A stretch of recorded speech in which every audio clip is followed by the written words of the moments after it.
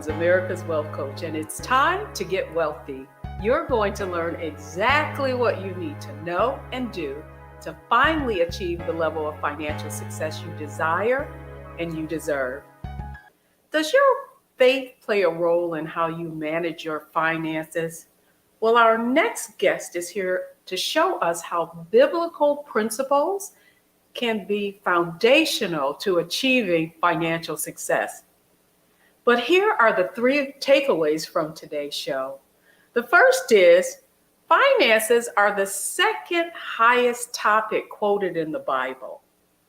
Your faith can also help you to weather financial storms. And then finally, the Bible can be your financial roadmap to success. Well, that's certainly what our next guest believes. Dexter Jenkins is a faith-based financial mentor with more than 20 years in the financial services industry. He's passionate about helping families build generational wealth. And that's exactly why we're here, because we want for Dexter Jenkins to help us learn how to get wealthy through our faith. Welcome to Get Wealthy, Dexter. Yay! I'm so excited to be here with you guys. Well, I'm glad you're here as well. And like me, you spent a great deal of time in the financial services industry yourself. And so I'd love to give the viewers a little backstory on your path. How did you become involved in financial services and now want to shift from selling products to actually teaching people how to build wealth? Well, I think it goes back to, as always, thank you for allowing me to come on your show and talk to your tribe. I think my journey really started even before I got in financial services. It started with my dad. My dad is a barber.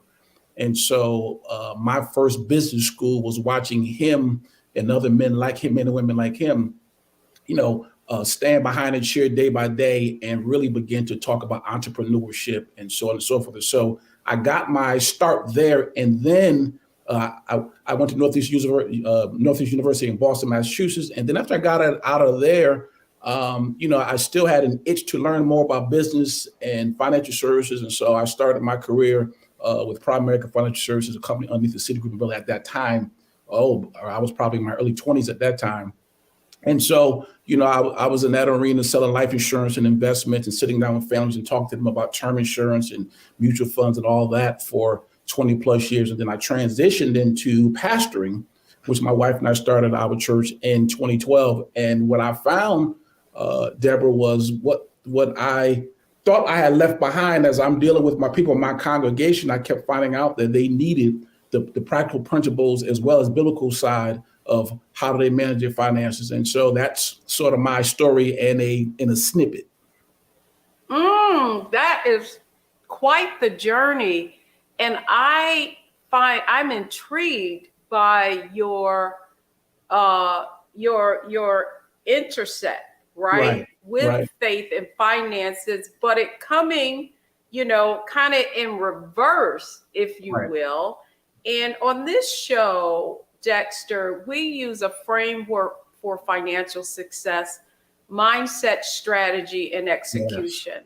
Right. And I want to start with mindset because I think it's very illuminating that we have so many people who are church goers. Right. And as I shared, and I'm sure you well know as a pastor, that money and possessions is the second highest topic quoted in the Bible. Right. And so if that is true, where's the disconnect? When did you realize with your own congregation that they were not maybe achieving, that they were struggling? Let's be real, right? In spite of their faith. Right.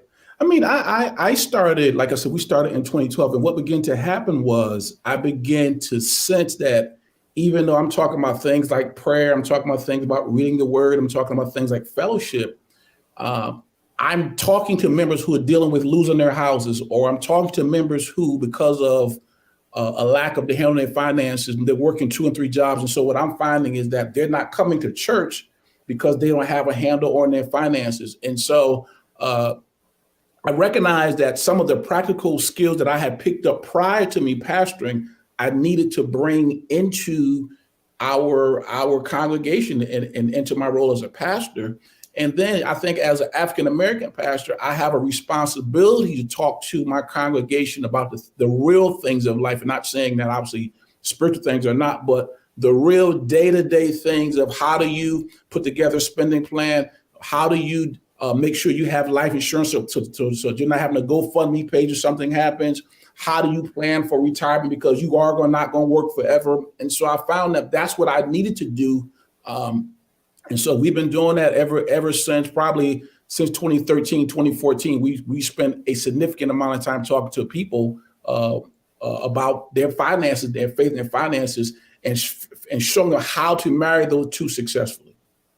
Well, that's exactly where I want to go, because I want to double click on something that I think at some point within the church was very prevalent. Right. And that's the gospel of the prosperity gospel. Right.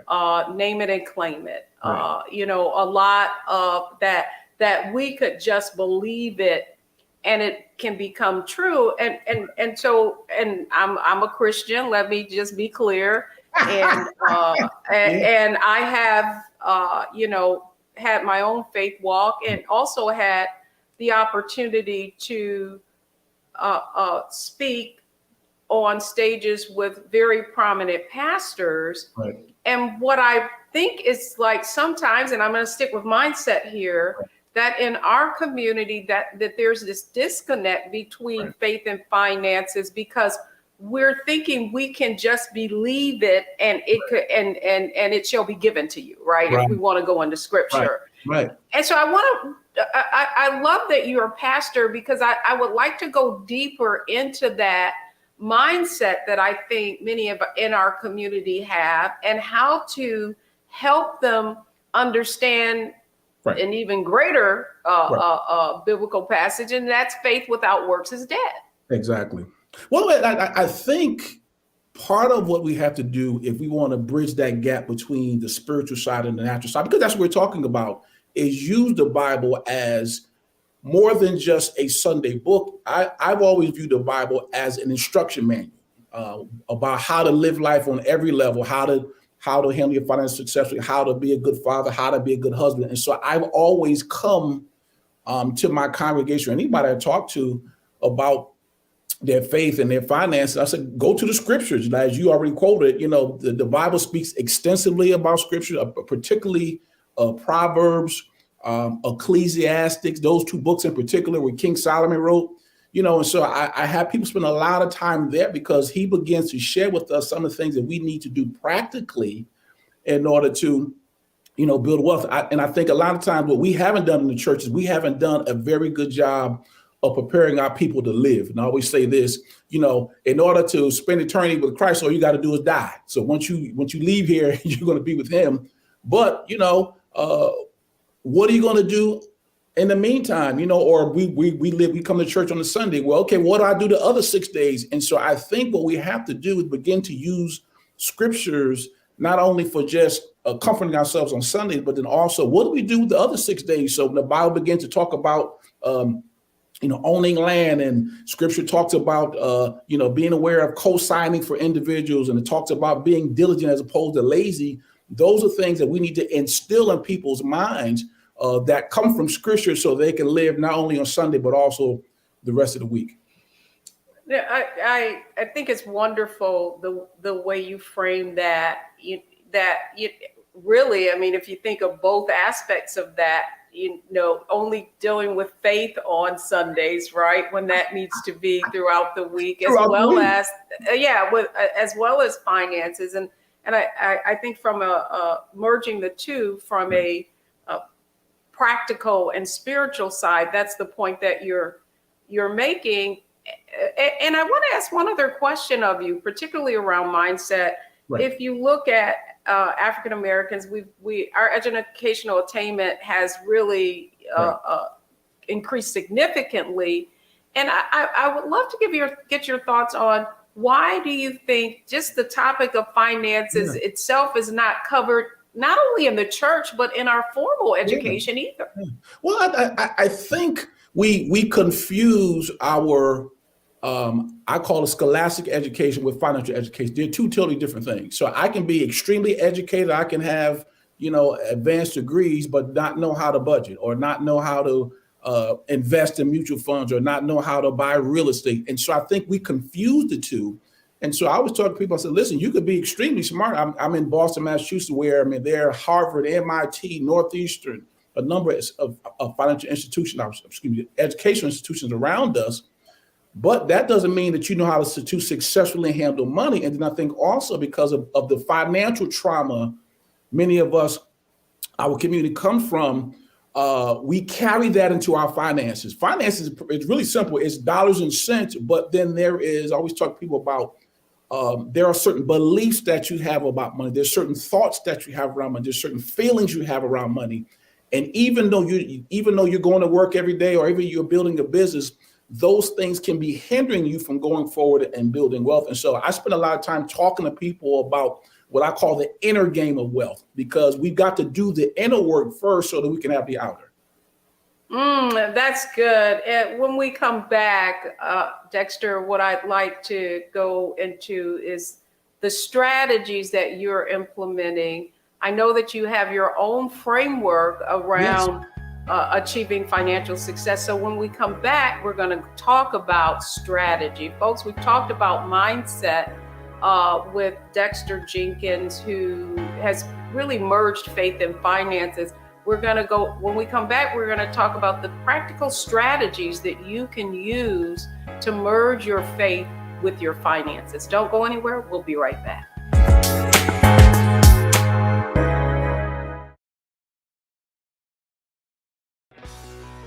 Let's be honest, as successful women, we're crushing it. Maxed out 401k and Roth IRA? Check. Aggressive savings and investments? Check. Yet, the freedom our success was supposed to buy can leave us stuck on the six-figure hamster wheel, watching retirement slip further down the road. There's another way. Get coaching courses and community at wealthyu.com.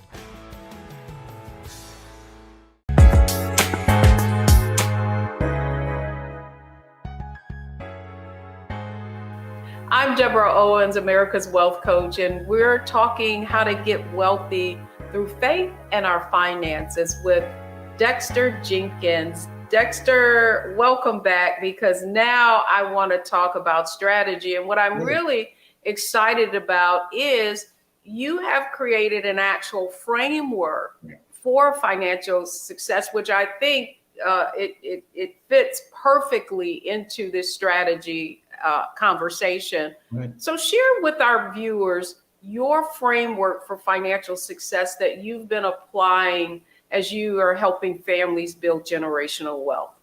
Yeah, I mean, I in all my years of studying finance, so whether it's from the Bible or whether it's a formal class I've taken, I've found that there are three things that I don't care who you're talking to, whether I'm listening to some of your teachings or other people, I've found that these three things are common. I found that people are either talking about stewardship, they're talking about ownership, and they're talking about entrepreneurship. And so I call that the SHIP method, SHIP. My wife always said, you need to spell it out to people because it sounds like you're saying something else. Nothing like a little humor thrown in there. Well, you know what I thought of though, Dexter, that I thought was brilliant. Well, I thought of the three ships, right? Exactly. Like something traveling. Exactly. And so I'm fascinated around that framework. So let's talk about the first ship. Right. Let's sail the first ship so that we can get people in the right frame of mind. Well, the first ship is stewardship. And so stewardship really deals with, the successful handling of your dollars. I remember talking to people.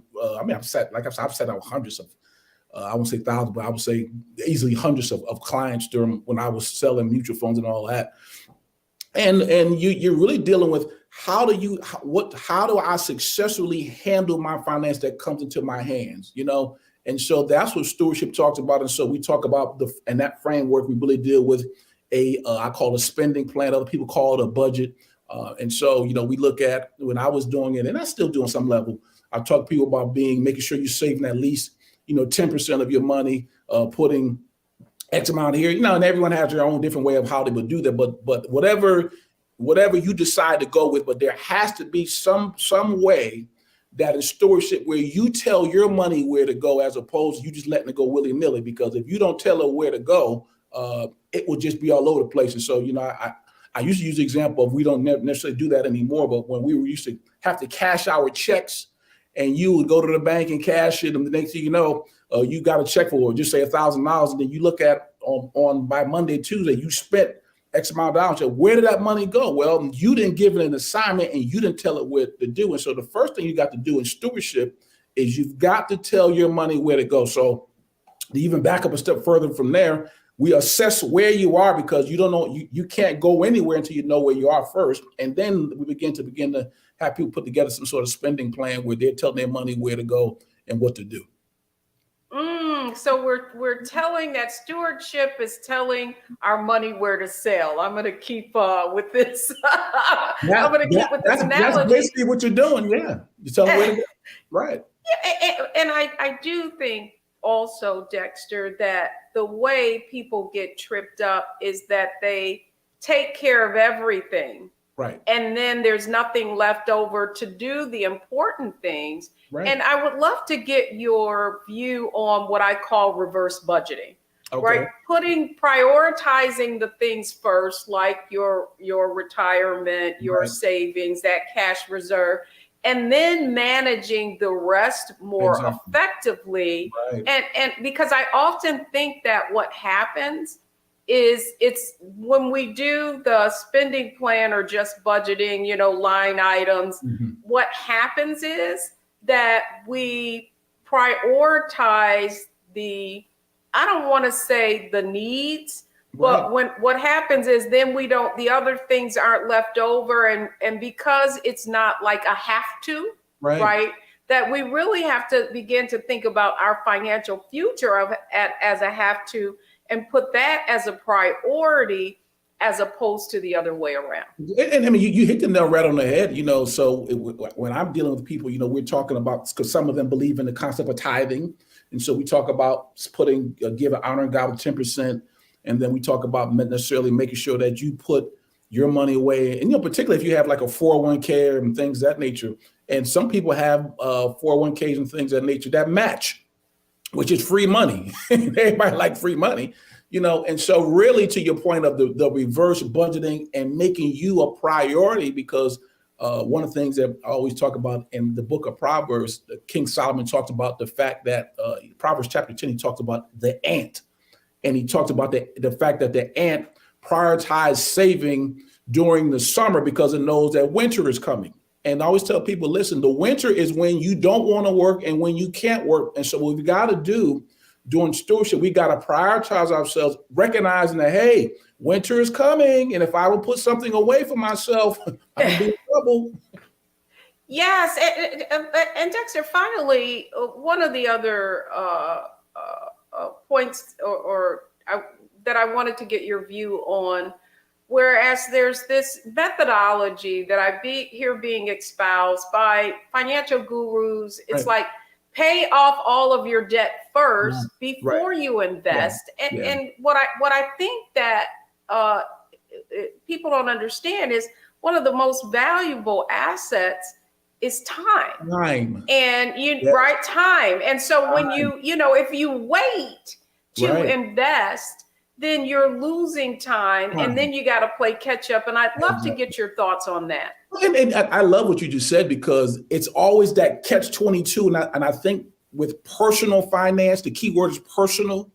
No one plan works for everybody, but I'm in the ship that you're in. I'm in the boat that you're in, meaning I believe that we should take advantage of time. And in particular, the younger you are, If you start early enough, what will begin to happen is your money will begin to work for you. And if I build wealth, and if I build enough assets working for me, those assets will allow me to pay off my debt. But if I don't, if I don't get my assets moving, I'll never have the opportunity to do that. And then I also believe this, Deborah, that a lot of times when people are so focused on paying off debt, they're not focused on learning how to invest. So I believe any debt strategy should have an income generation and a wealth building strategy attached to it. That's good. That's good. Now, when we come back, I want to double click on more of your framework. And we've talked about mindset. We've been talking about strategy, your 3 ships or boats, right, if you will. Your so it's stewardship, it's ownership, and then it's entrepreneurship. Exactly. Absolutely. So when we come back, we're going to talk a little about executing on your framework of the 3 ships. So folks, we've talked about mindset. We've talked about strategy. Next, it's all about execution. Don't go anywhere. We'll be right back.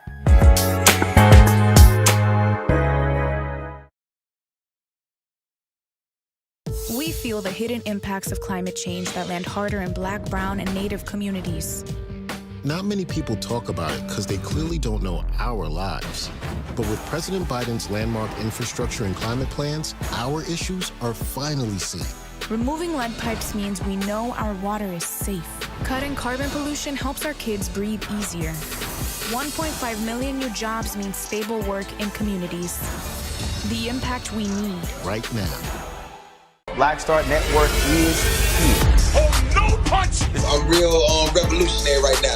Thank you for being the voice of Black America. All momentum we have now, we have to keep this going. The video looks phenomenal. See, there's a difference between Black Star Network and Black-owned media and something like CNN. You can't be Black-owned media and be scared. It's time to be smart. Bring your eyeballs home. You dig?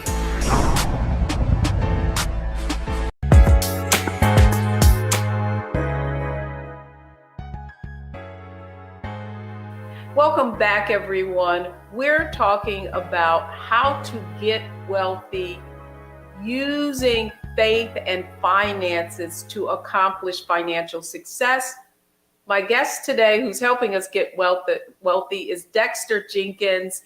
Dexter, I love the way you frame that a debt strategy and a wealth strategy need to go hand in hand. Exactly. And I absolutely believe that.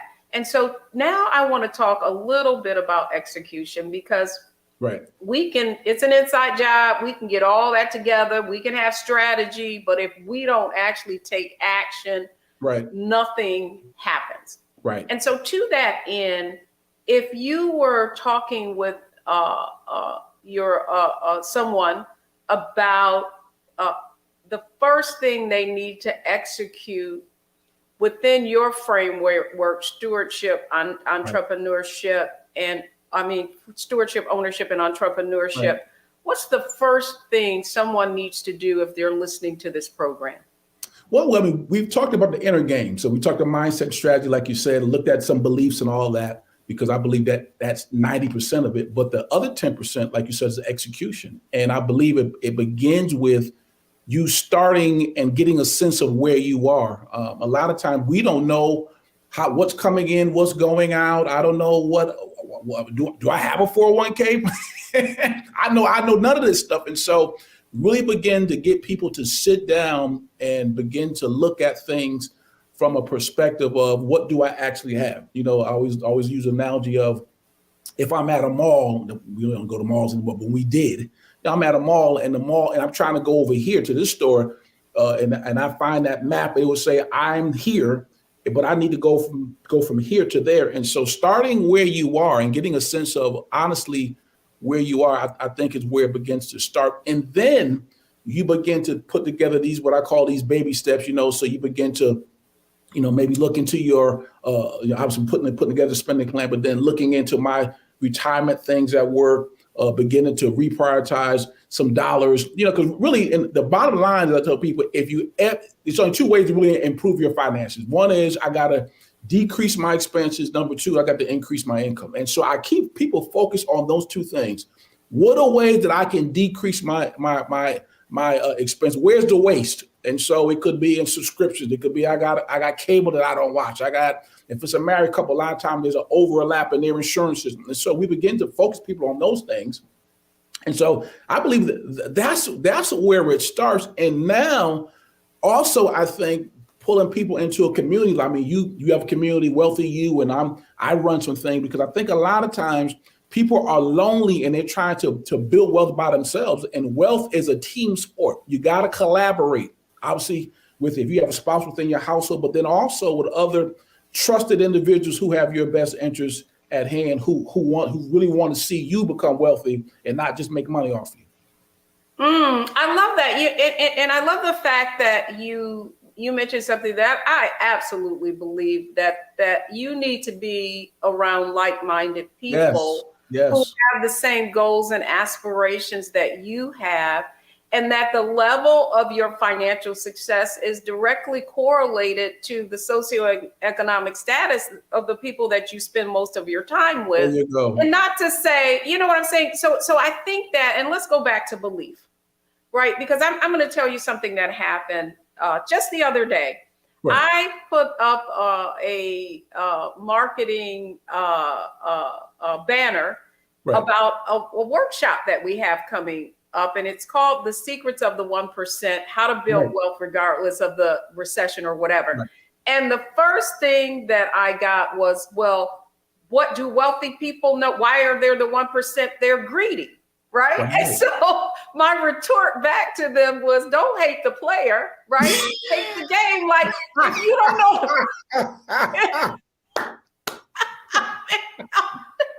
Don't mess with me. I'm from Detroit. So you want to chop it up? Let's chop it up. Right. Right. And so I want to, and I think this is a perfect conversation to have with you, because I think so often it goes right back to our beliefs. Somehow money is evil, somehow wanting to accrue wealth, somehow, why do you talk about it all the time? Well, I'm not talking about the latest reality show. Why can't I talk about this? And so I believe that in our circles that, you know, some of us are just talking about things, others are talking about ideas, and that our beliefs can often get in the way of elevating our financial success. Because that's where it all starts. I spend 99% of my time talking about what do you believe about money? Because it all starts there. See, the mistake that a lot of us make, Deborah, is this. We begin to load people up with information about this is how do you invest in this mutual fund, this is how you buy this real estate. And they don't need to start there. We need to start about what do you actually believe about money?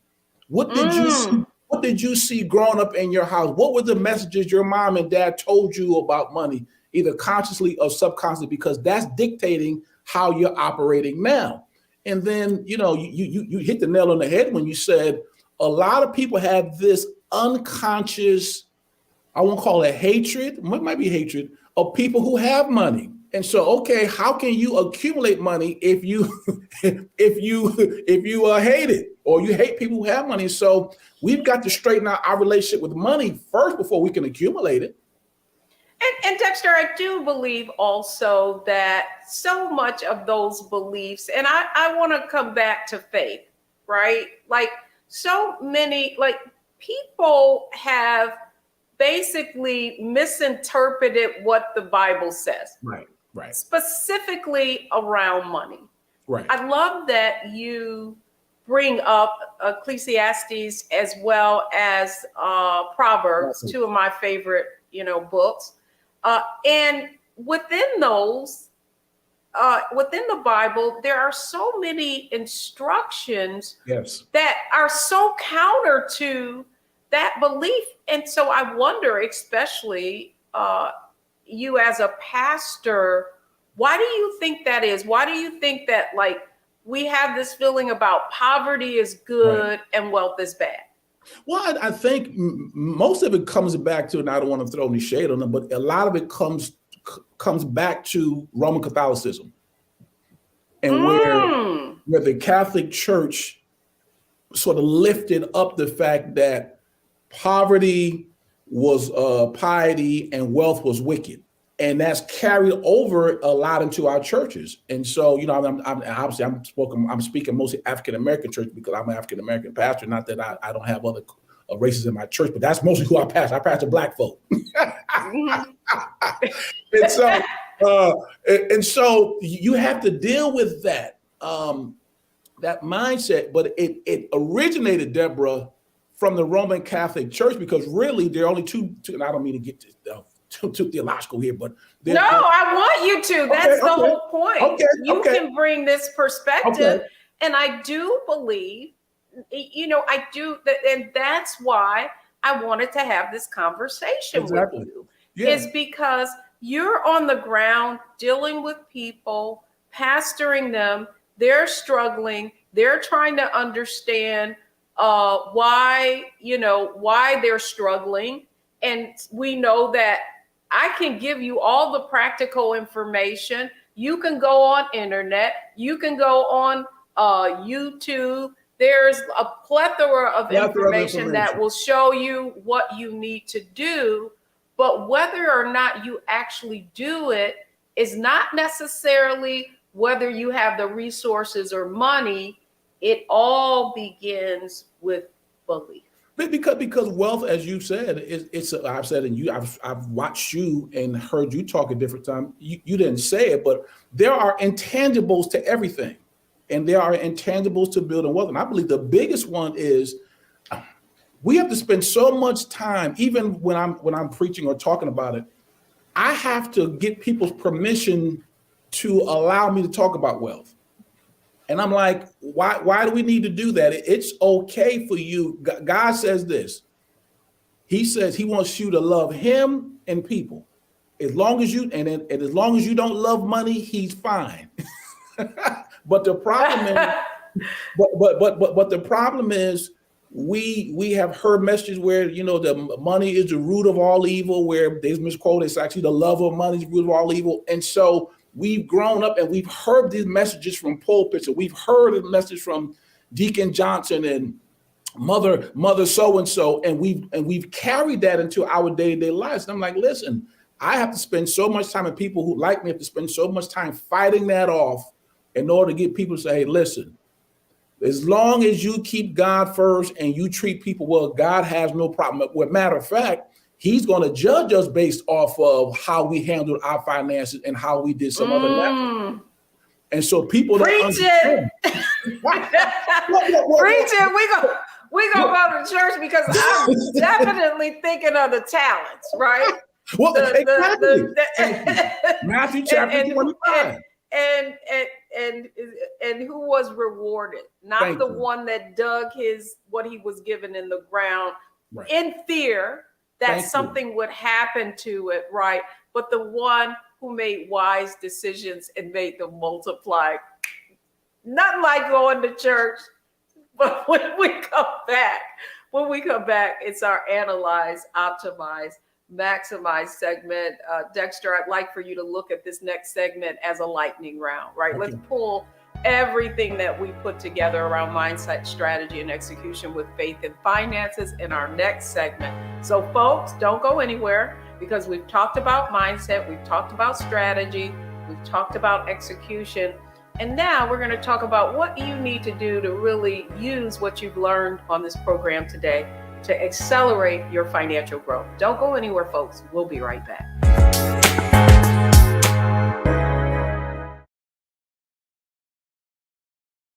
We feel the hidden impacts of climate change that land harder in Black, Brown, and Native communities.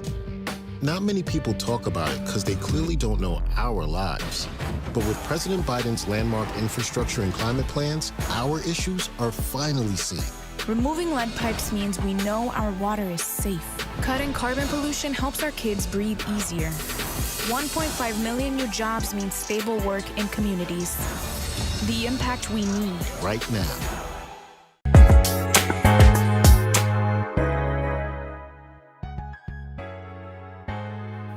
Welcome back, everyone. Now it's time for our Analyze, Optimize, Maximize segment, we've been having a wonderful conversation with Dexter Jenkins on faith and finances. And now, how are you going to actually put everything that we've talked about in action?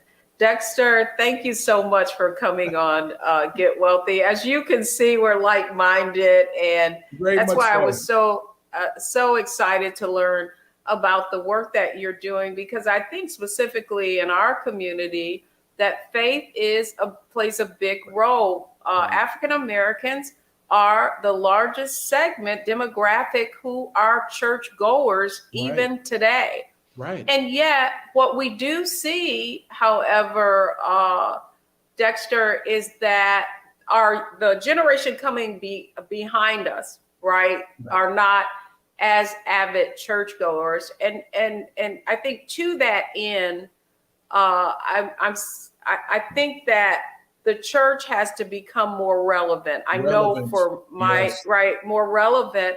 And I would like to just talk about, as you look at it from your purview, what would you say to other pastors, right, or folks in the faith-based community, which is large at all, about just analyzing that, because that's where we're at. What have you found to be effective in merging faith and finances and making it relevant to attract and grow your own ministry? Well, I think to your point of what has happened in our churches, I just think overall in the body of Christ, it's more of a teaching spirit in the churches now. And so it's not just about when we all get to heaven, what a day of rejoicing it will be. It's more about, how do I become the father I need to be? How do I become the husband I need to be? Well, if I'm talking about being a better husband, better father, a better follower of Christ, well, money is included in all of those things. So we really have to encourage individuals, and particularly from the pulpits and the leadership, that have these money conversations. And so, I'm part of several pastor masterminds, and that's one of the things that pastors struggle with. How do I talk to people about money without alienating them? And I've never been a pastor that shied away from it, because I realized everything that my congregation deals with, everything that we the individual corporately, it deals with finances. And so in order for, the word you used earlier was, in order for us to be relevant, we have to talk about things that matter to people. Money matters. My bishop years ago said to me, he said, Dexter, a lot of times we are scratching where folks are not itching.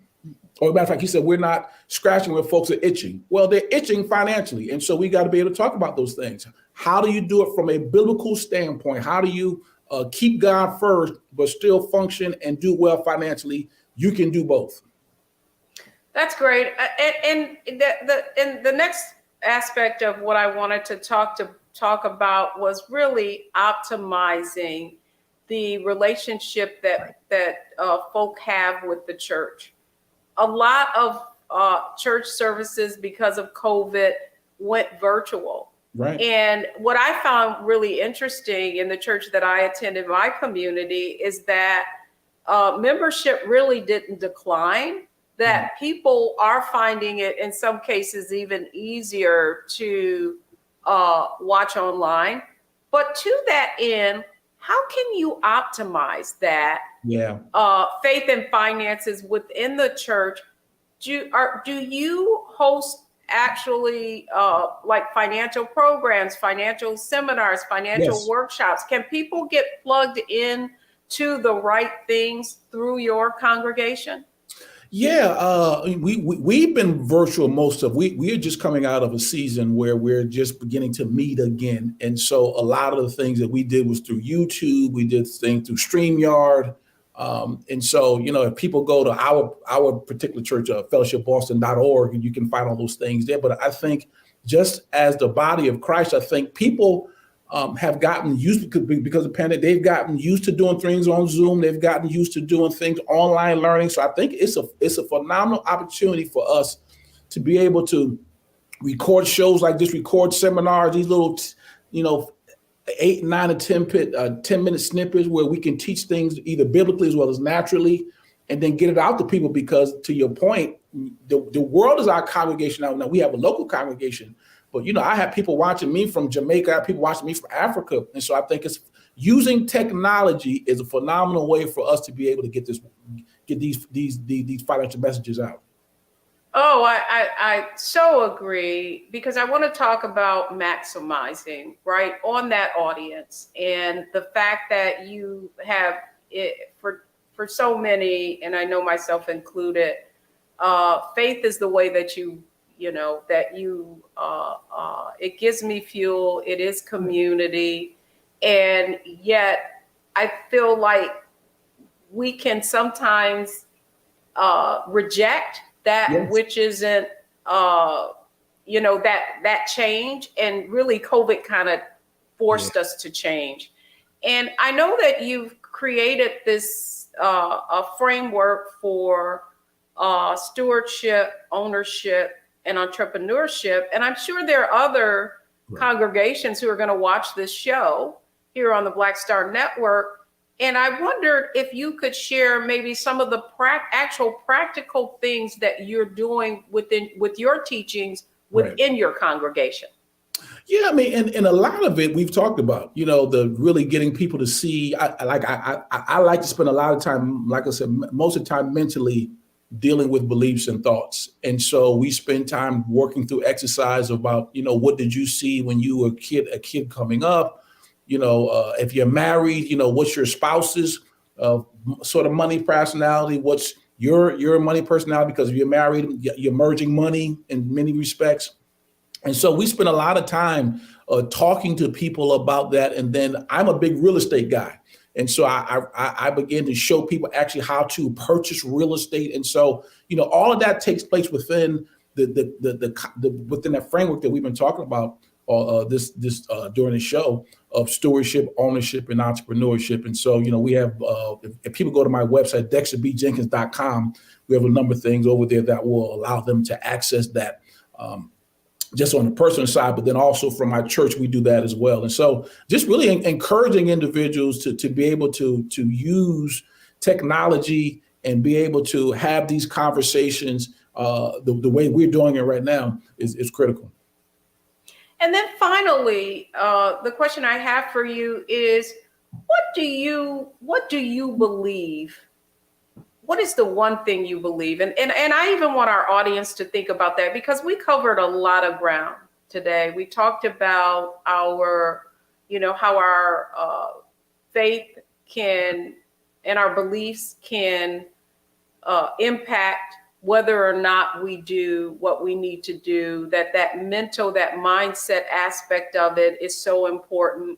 We also talked about our circle, right? And the people who have, depending upon what their goals and aspirations are, how that's going to impact our ability to achieve a certain amount of success, whether it be financially, personally, or professionally. Right. I would love for you to share with the audience, out of everything that we've talked about, as you've counseled people when you were in the financial services industry, as well as through your church and the work that you're doing now, what do you think makes the biggest impact in changing the trajectory, right, and the acceleration of someone when that can make the most impact? Yeah, I think starting with if faith is at your core, disregard what other people have said and get into the scriptures for yourself, in particular looking at Proverbs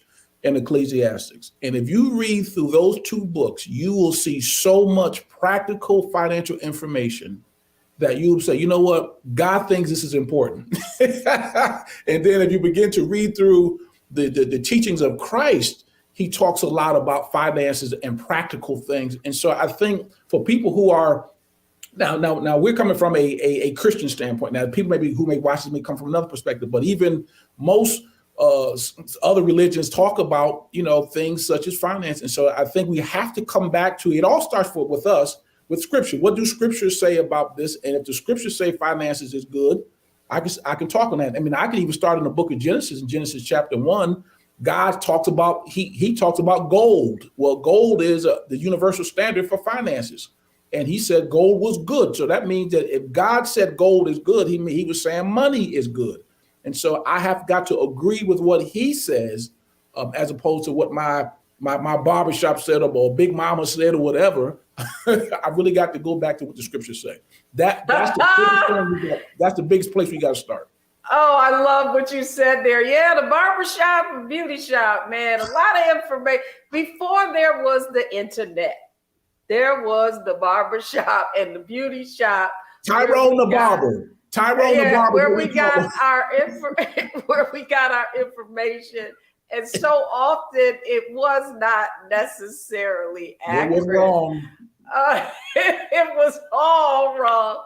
Well, Dexter Jenkins, thanks so much for coming on Get Wealthy and sharing with our audience how to merge their faith and finances. Please let folks know how to get in touch with you. Yeah. Start with DexterBJenkins.com. If you head over there, what I have a free gift. I actually talked about the 3 ships of wealth building. If I got an ebook that you can download there. And then I'm all over social media as Dexter B. Jenkins. So I'm on LinkedIn, I'm on YouTube, on Instagram, I'm on Twitter, so you can find me there. But Dexter Jenkins, Dexter B. Jenkins across all social media. And then my website, DexterBJenkins.com. Outstanding. Well, thanks so much for coming on Get Wealthy. And when we come back, the 3 takeaways from today's show. Don't go anywhere. We'll be right back.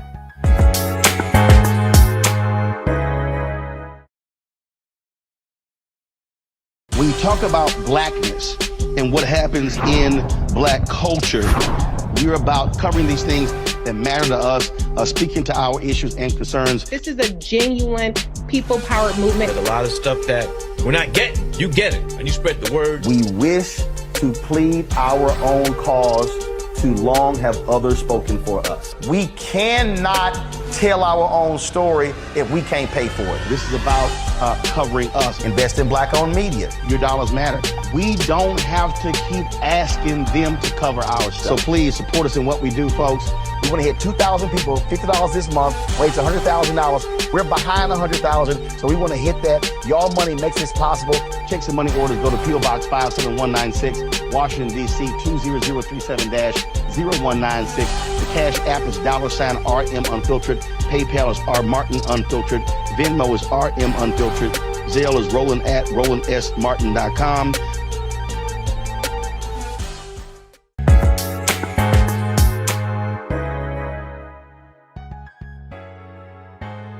I'm Deborah Owens. I hope you enjoyed this conversation about faith and finances with Dexter Jenkins. Here are the 3 takeaways from today's show. First, wealth is an inside job. We behave as we believe. Second, wealth is a team sport. The communities that you surround yourself with will impact your ability to achieve the level of success that you want. And then finally, real wealth is about creating a legacy. So it's never about you specifically. It really is about paying it forward to the next generation. Thank you so much for joining us on Get Wealthy, only on Black Star Network.